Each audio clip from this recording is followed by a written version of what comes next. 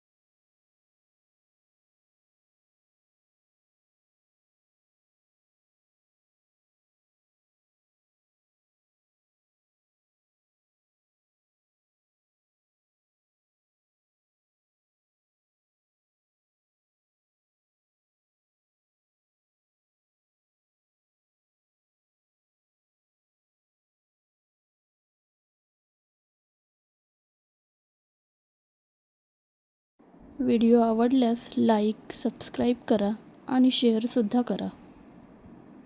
धन्यवाद।